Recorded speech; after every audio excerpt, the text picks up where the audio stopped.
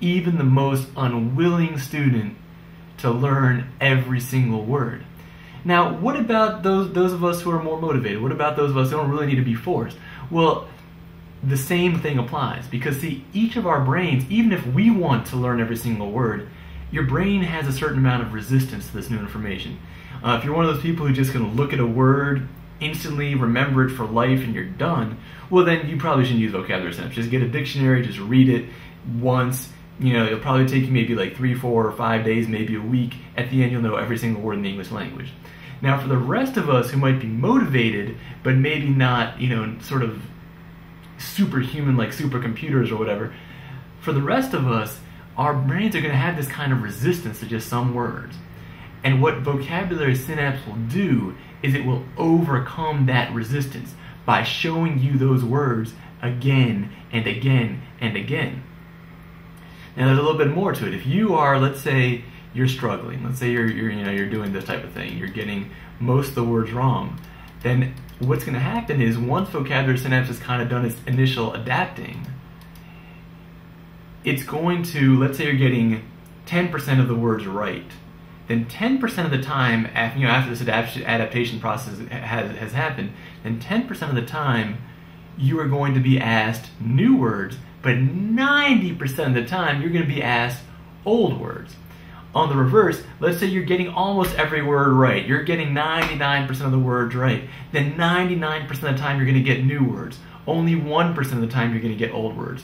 So in a sense, it's picking up to see what level you're at. And if you're really struggling, if these are words that you've never seen before, maybe that's because you're just not good at vocabulary, or maybe you're just younger. I mean, if you're 8 years old, a lot of these words are going to be very, very unfamiliar. I mean, a lot of 8-year-olds don't know what the word compendious means, or intrepid, or imperious, or craven. So for you, these are all new words. Vocabulary synapse will adapt to that level really very, very quickly, and it'll just start showing you those same words again and again until you get comfortable with them. Again, using that principle of graduated intervals, again, introducing new words as you get comfortable with the old words.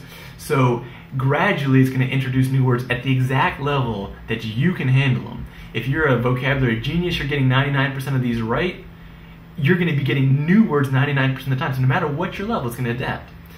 All right. Now, final thing, I want to give a little bit of information to parents and to teachers. Now, when you're using this as a parent or teacher, and you're sort of telling your child or your student to use this, what I don't want you to do, what you should never do under any circumstances, do not ever say, do this program for an hour, or do this for an hour and a half, or do this for 10 minutes. Because if you give the child a time interval, the child has every incentive to go slowly, to not really pay attention, to just do nothing. I mean, just to fall asleep. A child can just fall asleep for an hour. Now, what you should do instead is give the child a target score. Give your student a target score. Because that's going to give him every incentive to bring 100% of his focus to the process of learning vocabulary. He's going to have every incentive to learn every single word as well as he can, because the faster he learns the word, the faster he's finished. And that's the same for those of you who are just doing this on your own, who are maybe a little bit older, studying for the SAT or GRE. Give yourself a target score, or if you want to, you can just try to beat your old high score. But remember, look at the score.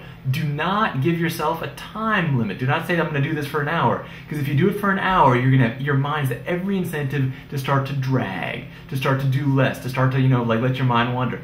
Don't do any of that. Use the score. That basically, I mean, for parents, this is why vocabulary synapse is essentially something that requires no supervision. All you have to do is get it started. Decide whether it's uncentered, central. I mean, you can make sure that it's still the same level that you put it. You can look at the level over here as level 1.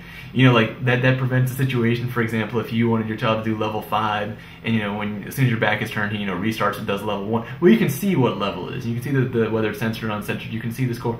So really, there's no supervision required. You start this, and you just say, "Come and get me when you've reached 100 points, or when you've reached 50 points."